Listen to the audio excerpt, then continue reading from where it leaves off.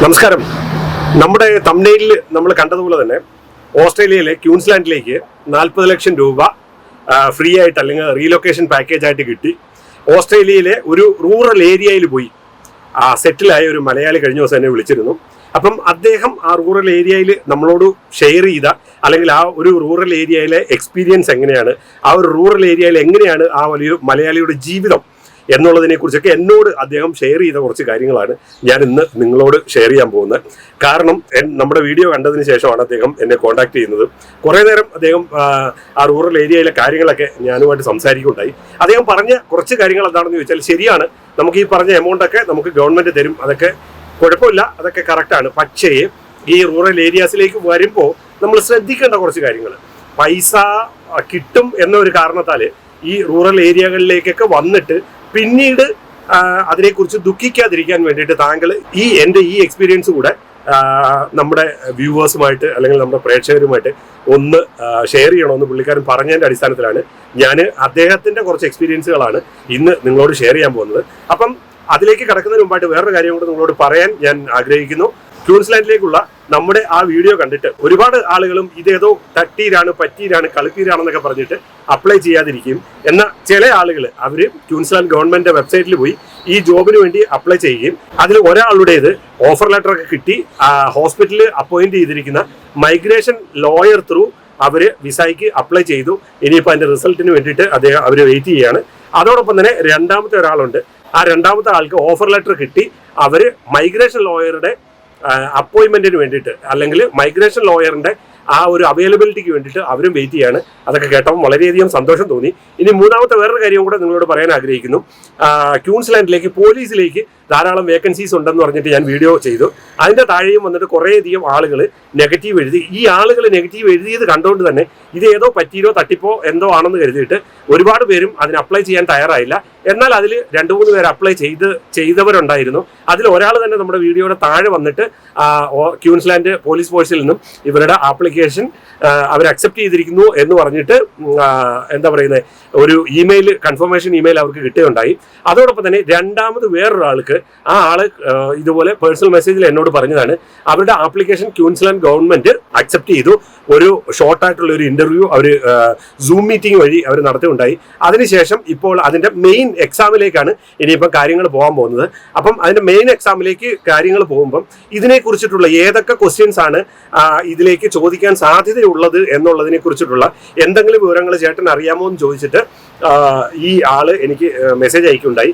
അപ്പം നമ്മുടെ ഈ വീഡിയോ കാണുന്ന ആരെങ്കിലും ഇതുമായിട്ട് ബന്ധപ്പെട്ട് ഇതിനെക്കുറിച്ചിട്ടുള്ള എന്തെങ്കിലും ഒരു അറിവ് നിങ്ങൾക്ക് ഉണ്ടെങ്കിൽ തീർച്ചയായിട്ടും നമ്മളുടെ വീഡിയോയുടെ താഴെ നിങ്ങൾ അതിനെക്കുറിച്ചൊന്ന് കമൻറ്റ് ചെയ്താൽ നന്നായിരുന്നു. ഇത് എനിക്ക് വേണ്ടിയിട്ടല്ല, ഇത് ആ ആളിന് വേണ്ടിയിട്ട്, അവർക്ക് അല്ലെങ്കിൽ ഇനിയും ഈ പോസ്റ്റിലേക്ക് അപ്ലൈ ചെയ്യാനൊക്കെ തീരുമാനിച്ചിരിക്കുന്ന ആളുകൾക്ക് അതൊരു ഹെൽപ്ഫുൾ ആയിരിക്കുന്ന ഒരു കാര്യം ആയിരിക്കും എന്നുള്ളത് കൊണ്ട് നിങ്ങൾക്കറിയാവുന്ന ഇൻഫർമേഷൻ നമ്മുടെ ഇതിൻ്റെ താഴെ കമൻറ്റായിട്ട് രേഖപ്പെടുത്തിയാൽ തീർച്ചയായിട്ടും അവർക്ക് അതൊരു ഉപകാരമായി തീരും എന്നുള്ള കാര്യവും കൂടെ ഞാൻ നിങ്ങളെ അറിയിക്കുകയാണ്. അപ്പോൾ നമ്മുടെ വീഡിയോകൾ കണ്ടിട്ട് കുറച്ചധികം ആളുകൾക്ക് ആ ഒരു വേയിലൊക്കെ ജോലി കിട്ടുന്നു എന്നുള്ള ആ ഒരു കാര്യം കേൾക്കുമ്പോൾ മനസ്സിന് വളരെയധികം സന്തോഷം തോന്നുന്നു.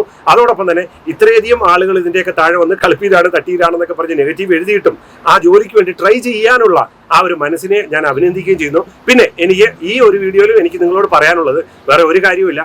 ഞാൻ നിങ്ങൾക്കൊരു വഴി മാത്രമാണ് കാണിച്ചു തരുന്നത്. ഞാൻ നിങ്ങളോട് ആരോടും പൈസ ചോദിക്കുന്നില്ല, പൈസ ചോദിച്ചിട്ടില്ല, നാളെ ആരോടും നിങ്ങളോട് പൈസ ചോദിക്കാനും എനിക്ക് പ്ലാനില്ല. നിങ്ങൾ തന്നെ ഞാൻ കാണിച്ചു തരുന്ന വഴികളിലൂടെ നിങ്ങൾ പോകുന്നു, നിങ്ങൾ ജോലിക്ക് അപ്ലൈ ചെയ്യുന്നു, നിങ്ങൾക്ക് ജോലി കിട്ടുന്നു. ഞാൻ ജെനുവിനായ എനിക്കറിയാവുന്ന കാര്യങ്ങൾ മാത്രമാണ് എൻ്റെ വീഡിയോ വഴി ഞാൻ പറഞ്ഞു തരുന്നത്.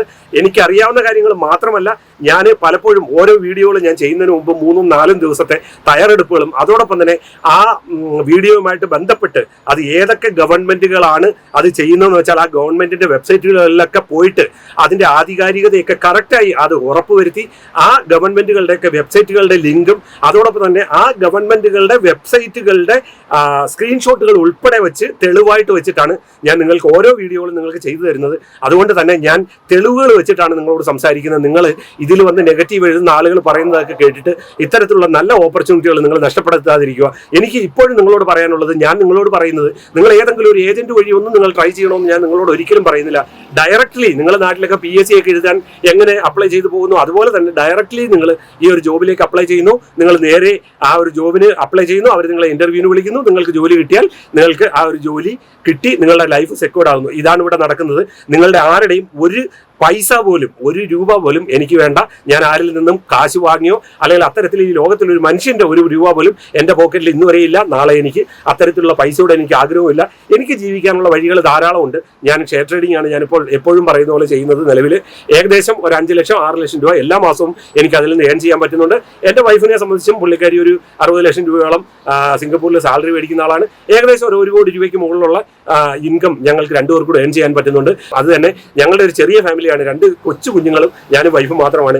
അത് തന്നെ ഞങ്ങൾക്ക് ജീവിക്കാൻ ധാരാളമാണ്. അതുകൊണ്ട് ഈ ലോകത്തിൽ ഒരു മനുഷ്യനെയും തട്ടിച്ചോ പറ്റിച്ചോ ഉള്ള കാശ് ഞങ്ങൾക്ക് വേണ്ട. അത്തരത്തിൽ ജീവിക്കേണ്ട ആവശ്യവുമില്ല. അത്തരത്തിലുള്ള പൈസ എൻ്റെ പോക്കറ്റിലും ഇല്ല. ഇനി നാളെ അത്തരത്തിലുള്ള ആരിൽ നിന്നും ആർക്കും ജോലി ശരിയാക്കി കൊടുത്ത് അവരിൽ നിന്നുള്ള കമ്മീഷൻ മേടിച്ച് ഞാൻ ജീവിക്കാൻ ആഗ്രഹിച്ചിട്ടുമില്ല. അതുകൊണ്ട് തന്നെ ഒരു മനുഷ്യരോടും ഞാൻ പൈസ ചോദിച്ചിട്ടില്ല.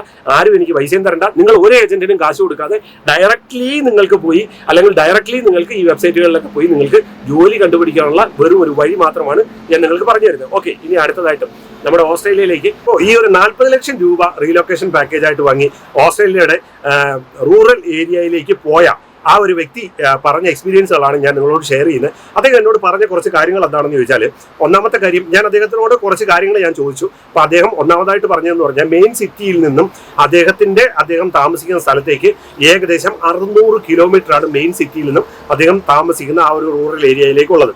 പിന്നെ രണ്ടാമത് അദ്ദേഹം പറഞ്ഞ ഒരു കാര്യം എന്ന് പറഞ്ഞാൽ അവരുടെ ഏരിയയിൽ സൂപ്പർ മാർക്കറ്റുകളാണ്. നമ്മൾക്ക് ഡെയിലി നീഡ്സ് അല്ലെങ്കിൽ നമ്മൾക്ക് ദിവസവും നമ്മൾക്ക് വേണ്ട സാധനങ്ങൾ കിട്ടുന്ന ഒരു സൂപ്പർ മാർക്കറ്റ് ഉണ്ട്. ആ സൂപ്പർ മാർക്കറ്റിൽ ഓൾമോസ്റ്റ് നമ്മുടെ എല്ലാ സാധനങ്ങളും കിട്ടും. പക്ഷെ നമ്മുടെ ഇന്ത്യൻ സാധനങ്ങളെല്ലാം ഒന്നും കിട്ടത്തില്ല. അവർ ഇന്ത്യൻ സാധനങ്ങൾ വാങ്ങാനായിട്ട് അവർ ഏകദേശം 200 കിലോമീറ്ററോളം ഡ്രൈവ് ചെയ്ത് മാസത്തിലൊരിക്കലോ അല്ലെങ്കിൽ 2 മാസത്തിലൊരിക്കലൊക്കെ അവർ 200 kilometre up and down 400 kilometre drive ചെയ്ത് മെയിൻ സിറ്റിയിൽ പോയാണ് അവർ സാധനങ്ങൾ വാങ്ങി അവർ തിരിച്ചു വരുന്നത്. മീൻസ് നമ്മുടെ ഇന്ത്യൻ സാധനങ്ങൾ, നമ്മുടെ ഇന്ത്യൻ അരി, അതോടൊപ്പം തന്നെ അങ്ങനെയൊക്കെയുള്ള സാധനങ്ങൾ അവരവിടെ പോയി വാങ്ങിക്കൊണ്ടുവരുന്നത്. അതാണ് അവരുടെ എന്താ പറയുന്നത്, നമ്മുടെ ഇന്ത്യൻ ഗ്രോസറികൾ കിട്ടുന്ന കാര്യത്തിലുള്ള ഒരു പ്രയാസമായിട്ട് അവർ എന്നോട് പറഞ്ഞത്. പിന്നെ അടുത്തതായിട്ടെന്ന് പറഞ്ഞു കഴിഞ്ഞാൽ നമ്മൾക്ക് എൻജോയ്മെന്റ്, അതല്ലെങ്കിൽ നമ്മൾ സ്വാഭാവികമായിട്ടും ഒരു സിറ്റി ലൈഫൊക്കെ എന്ന് പറഞ്ഞാൽ നമ്മൾക്ക് ഒരാഴ്ചയിലൊരിക്കൽ നമ്മളൊരു സിനിമ കാണാൻ പോവുക, അതിലൊരു വലിയൊരു പാർക്കിലൊക്കെ പോവുക, അല്ലെങ്കിൽ ഇങ്ങനെയൊക്കെയുള്ള ഒരുപാട് എൻജോയ്മെന്റ് ആക്ടിവിറ്റികൾ, നമുക്ക് എൻജോയ് ചെയ്യാനുള്ള ആക്ടിവിറ്റീസുകൾ നമ്മുടെ സിറ്റികളിലൊക്കെ ഉണ്ട്. ഓസ്ട്രേലിയയിലായാലും അതല്ലെങ്കിൽ ഓസ്ട്രേലിയയുടെ മറ്റുള്ള സിറ്റികളിലും. പക്ഷേ ഈ ഒരു സ്ഥലത്തെ സംബന്ധിച്ചിടത്തോളം അവിടെ സിനിമാ തിയേറ്ററുകളോ അതല്ലെങ്കിൽ അങ്ങനെയുള്ള സംവിധാനങ്ങളോ ഒന്നുമില്ല. ഇവർ താമസിക്കുന്ന സിറ്റിയിൽ അദ്ദേഹം എന്നോട് പറഞ്ഞ് ഏകദേശം മൊത്തത്തിൽ ഒരു 10-20ഓളം ഷോപ്പുകളാണ് അവിടെ ഉള്ളത്. ഈ ഷോപ്പുകൾ എന്താണെന്ന് വെച്ചാൽ, ഒന്ന് ഗ്രോസറി ഷോപ്സ് ഉണ്ടാവും, പിന്നെ അതോടൊപ്പം തന്നെ നമ്മുടെ ഫ്രൂട്ട്സ് ആൻഡ് വെജിറ്റബിൾസ് ഒക്കെ വിൽക്കുന്ന ഒരു ഷോപ്പ് അവിടെയുണ്ട്. പിന്നെ അതോടൊപ്പം തന്നെ ഒരു കോഫി ഷോപ്പ് ഉണ്ട്. പിന്നെ അതോടൊപ്പം തന്നെ അദ്ദേഹം പറഞ്ഞത് ഒരു ചെറിയ ഒരു ലൈബ്രറി അവിടെയുണ്ട്. പിന്നെ അതിനുശേഷം പിന്നെ അദ്ദേഹം എന്നോട് പറഞ്ഞ ഒരു കാര്യം, ഒരു പബ്ബ്, ഒരു ചെറിയ തോതിലുള്ള ചെറിയൊരു പബ്ബ് അവിടെയുണ്ട്. ഇങ്ങനെയൊക്കെയുള്ള, പിന്നെ നമുക്ക് അത്യാവശ്യം ചെറിയ രീതിയിലൊക്കെ പ്ലംബിംഗ് ഐറ്റംസ് ഇങ്ങനെയൊക്കെയുള്ള സാധനങ്ങളൊക്കെ കിട്ടുന്ന, എന്നാൽ കുറച്ച് ഫ്രൂട്ട്സും ഒക്കെ വെച്ച് വിൽക്കുന്ന അത്തരത്തിലുള്ള ഒരു കട. അങ്ങനെ പുള്ളിക്കാരൻ എന്നോട് പറഞ്ഞത് വളരെ കുറച്ച് ഷോപ്പുകൾ മാത്രം ഇവരുടെ ആ ഒരു സിറ്റിയിലുണ്ട്. പിന്നെ അടുത്തതായിട്ടെന്ന് പറഞ്ഞാൽ ഇവരുടെ ഒരു ഹോസ്പിറ്റലാണ്. അത് വലിയ ഹോസ്പിറ്റലൊന്നുമല്ല, ഒരു സാമാന്യ ഒരു ചെറിയ ഹോസ്പിറ്റൽ. ആ ഹോസ്പിറ്റലിലെ ഡോക്ടേഴ്സും അതോടൊപ്പം തന്നെ നേഴ്സസ് എല്ലാവരും ആ ഹോസ്പിറ്റലിന്റെ അടുത്ത് തന്നെ ഇവർ കൊടുത്തിരിക്കുന്ന ആ ഒരു ക്വാർട്ടേഴ്സ് അല്ലെങ്കിൽ ആ ഒരു വീട്ടിലൊക്കെയാണ് താമസിക്കുന്നത്. പിന്നെ അടുത്തതായിട്ടെന്ന് പറഞ്ഞാൽ പോലീസാണ്. അവിടെ തൊട്ടടുത്തായിട്ട് ഒരു ചെറിയൊരു പോലീസ് സ്റ്റേഷൻ ഉണ്ട്. അദ്ദേഹം എന്നോട് പറഞ്ഞത് രാവിലെ 9 മണി മുതൽ വൈകിട്ട് 5 മണി വരെ ആ പോലീസ് സ്റ്റേഷന്റെ പ്രവർത്തനമുള്ളൂ. പോലീസുകാരും അവരും ഇതുപോലെ തന്നെ ആയിട്ടാണ് താമസിക്കുന്നത്. ഇദ്ദേഹം അവിടെ ചെല്ലുമ്പോൾ അവിടെ മലയാളീസ് ആരും ഇല്ലായിരുന്നു. ഇദ്ദേഹം അവിടേക്ക് ചെല്ലുന്നത് 2 വർഷം മുമ്പ് അവിടേക്ക് വന്ന ഒരു ശ്രീലങ്കൻ ഫാമിലി അവർ തിരിച്ച് അവരുടെ എഗ്രിമെന്റ് അല്ലെങ്കിൽ അവരുടെ 2 ഇയേഴ്സ് കോൺട്രാക്ട് കഴിഞ്ഞതിന് ശേഷം അവർ മറ്റൊരു സിറ്റിയിലേക്ക് അവർ പോയതിന് ശേഷമുള്ള ആ ഒരു വേക്കൻസിയിലേക്കാണ് ഇദ്ദേഹം ആ ഒരു സ്ഥലത്തേക്ക് ചെല്ലുന്നത്. അതുകൊണ്ട് തന്നെ നമ്മൾ മലയാളി ഒരു കമ്മ്യൂണിറ്റി ഒന്നും അവിടെ ഉണ്ടാകുമെന്ന് നമ്മൾ കരുതരുത്. പിന്നെ അദ്ദേഹം എന്നോട് പറഞ്ഞ ഒരു ചെറിയൊരു ചർച്ച് അവിടെയുണ്ട്. അതോടൊപ്പം തന്നെ ഒരു ചെറിയൊരു പ്രൈമറി സ്കൂളുണ്ട്.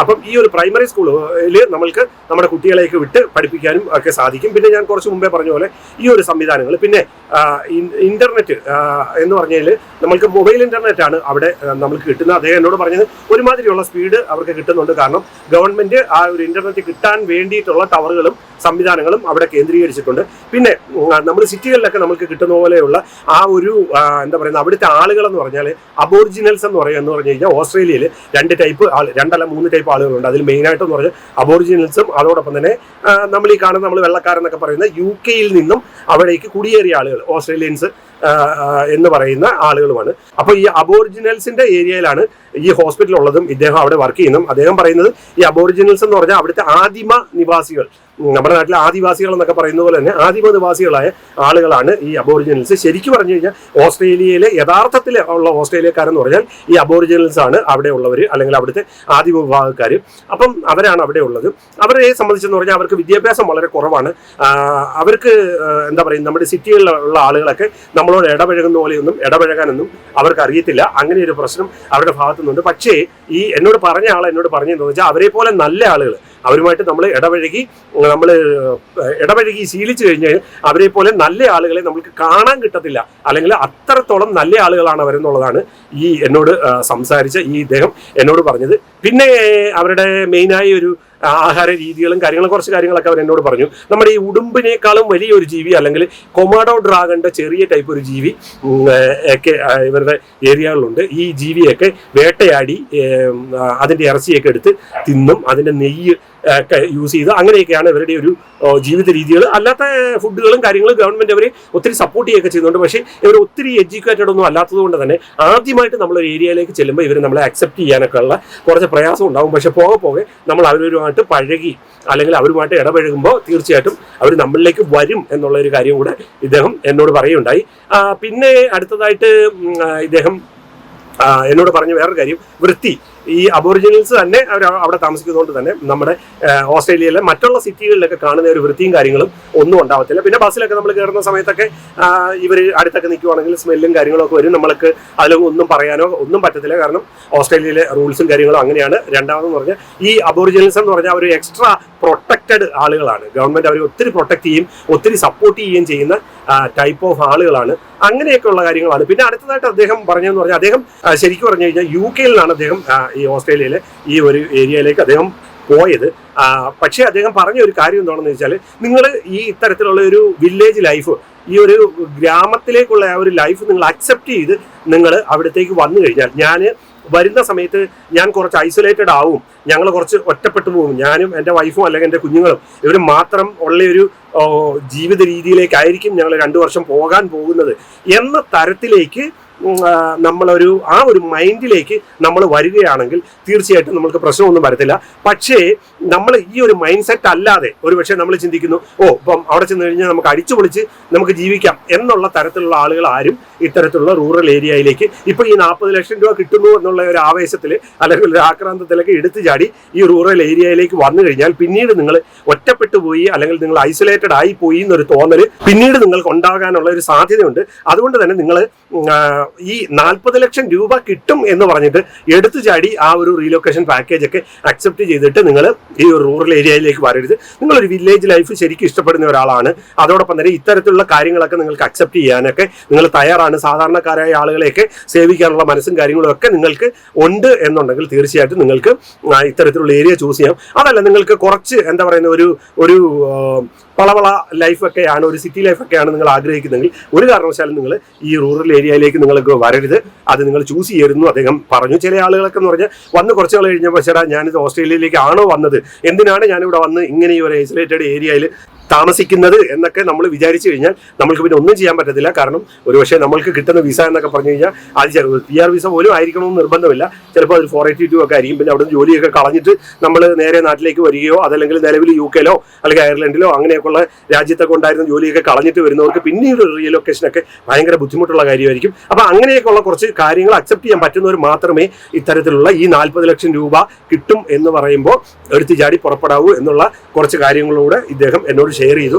അപ്പം എനിക്ക് നിങ്ങളോട് പറയാനുള്ളത്, തീർച്ചയായിട്ടും ഈ 40 ലക്ഷം രൂപ നിങ്ങൾക്ക് കിട്ടുന്ന ഈ ഒരു പാക്കേജ് അല്ലെങ്കിൽ ഈ ഒരു ഓഫർ, ഈ ഒരു സ്കീം നിലവിൽ ഇപ്പോഴും ക്യൂൻസ്ലാൻഡ് ഗവൺമെന്റ് കൊടുത്തുകൊണ്ടിരിക്കുന്നുണ്ട്. നിങ്ങൾ ഓസ്ട്രേലിയൻ ഗവൺമെന്റ് അല്ലെങ്കിൽ ക്യൂൻസ്ലാൻഡ് ഗവൺമെന്റ് വെബ്സൈറ്റിൽ നിങ്ങൾ പോയി നോക്കിയാൽ മതി. ആ വെബ്സൈറ്റിൽ തന്നെ കൃത്യമായിട്ട് അവർ അതിൽ കൊടുത്തിട്ടുണ്ട്. അത് എനിക്ക് തോന്നുന്നത് ഒക്ടോബർ 30 അതിൻ്റെ ലാസ്റ്റ് ഡേറ്റ് എന്ന് എനിക്ക് തോന്നുന്നു. അവരത് ഒക്ടോബർ 30 മാറ്റിയിട്ടുണ്ട്. അപ്പോൾ നിങ്ങൾ ക്യൂൻസ്ലാൻഡ് ഗവൺമെൻറ് വെബ്സൈറ്റിൽ പോയാൽ മതി. പിന്നെ ഞാൻ ഈ പറയുന്ന കാര്യങ്ങളെല്ലാം നിങ്ങൾ അക്സെപ്റ്റ് ചെയ്യാൻ തയ്യാറാണ്. നിങ്ങൾക്കൊരു നല്ലൊരു ഭാവിയാണ് ഓസ്ട്രേലിയയിലേക്ക് വേണ്ടത്. ഈ ഒരു പാത്ത് വേയിലൂടെ എനിക്ക് ഓസ്ട്രേലിയയിൽ എത്തിച്ചേരാൻ സാധിക്കും, അല്ലെങ്കിൽ പിന്നീട് ഒരു ഓസ്ട്രേലിയൻ PR കാര്യങ്ങളൊക്കെ എനിക്ക് കിട്ടും എന്നുണ്ടെങ്കിലും, അതോടൊപ്പം തന്നെ ഒരുപാട് ആളുകൾക്കും ഡയറക്റ്റ്ലി ഈ റിമോട്ട് ഏരിയകളിലേക്ക് അല്ലെങ്കിൽ ഈ റൂറൽ ഏരിയകളിലേക്ക് വരുന്നവർക്ക് ഈ ക്യൂൻസ്ലാൻഡ് ഗവൺമെൻറ് PR കൊടുക്കുന്നുണ്ട്. അപ്പോൾ അതുകൊണ്ട് തന്നെ ഒരുപക്ഷെ നിങ്ങൾക്കൊരു PR ഒക്കെ കിട്ടിക്കഴിഞ്ഞാൽ 2 വർഷം നിങ്ങൾ സഫർ ചെയ്യേണ്ടി വരും. പിന്നെ ഈ ഒരു ലൈഫ് നിങ്ങൾ എൻജോയ് ചെയ്തു പോകാൻ നിങ്ങൾ ഇഷ്ടപ്പെടുന്ന ഒരാളാണെങ്കിൽ തീർച്ചയായിട്ടും നിങ്ങൾക്ക് അതൊരു നല്ലൊരു ഓപ്ഷനാണ്, നല്ലൊരു ഓപ്പർച്യൂണിറ്റിയാണ്. ദയവ് ഇതിൻ്റെ താഴെ വന്ന് കമൻ്റ് എഴുതുന്ന ആളുകൾ ആ ആളുകൾ പറയുന്നത് കേട്ടിട്ട് നിങ്ങൾ ഇത്തരത്തിലുള്ള കാര്യങ്ങൾക്കൊന്നും നിങ്ങൾ ട്രൈ ചെയ്യാതിരിക്കരുത്. കാരണം നിങ്ങൾക്ക് ഇവിടെ ഒരു നഷ്ടവും വരുന്നില്ല, നിങ്ങൾക്ക് ആർക്കും ഒരു പൈസയും കൊടുക്കുന്നില്ല. നിങ്ങൾ ഡയറക്റ്റ് ട്രൈ ചെയ്യുന്നു, നിങ്ങൾക്ക് കിട്ടിയാൽ കിട്ടി, അല്ല നമ്മുടെ ഏതോ ഒരു സിനിമയിൽ പറയുന്നത് കിട്ടിയാൽ ഊട്ടി ഇല്ലെങ്കിൽ ചട്ടി എന്ന് പറയുന്ന ആ ഒരു രീതിയിൽ ചിന്തിച്ചുകൊണ്ട് നിങ്ങൾ ഈ ജോബിന് അപ്ലൈ ചെയ്യുക. പിന്നെ ഞാനിപ്പോൾ കഴിഞ്ഞ ദിവസം എന്നെ ഒരാൾ കോൺടാക്ട് ചെയ്യുകയുണ്ടായി.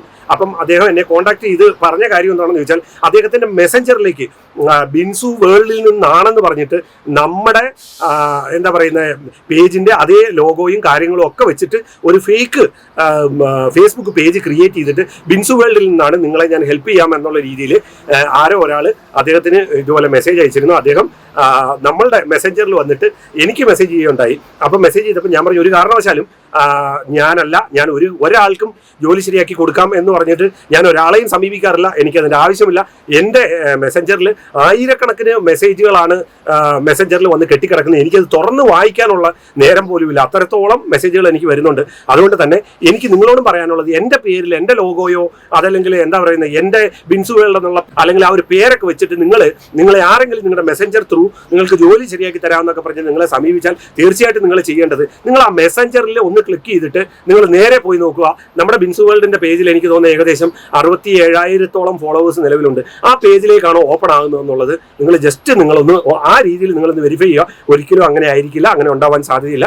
കാരണം ഞാൻ ഒരാളെയും നിങ്ങളെ എൻ്റെ ഫേസ്ബുക്ക് മെസ്സഞ്ചർ വഴി ഞാൻ കോൺടാക്ട് ചെയ്യില്ല. എസ്പെഷ്യലി ഈ ജോലിയുടെ കാര്യം പറഞ്ഞിട്ട് ഞാൻ കോൺടാക്ട് ചെയ്യില്ല. ഒരാളെയും ഞാൻ എൻ്റെ മെസ്സഞ്ചർ വഴി ഞാൻ അങ്ങോട്ട് കോൺടാക്ട് ചെയ്യില്ല എന്നുള്ള ഒരു ഉറപ്പ് ഞാൻ നിങ്ങൾക്ക് തരുന്നു. അതുകൊണ്ട് തന്നെ ഇത്തരത്തിലുള്ള തട്ടിപ്പുകൾ നടക്കുന്നുണ്ട്.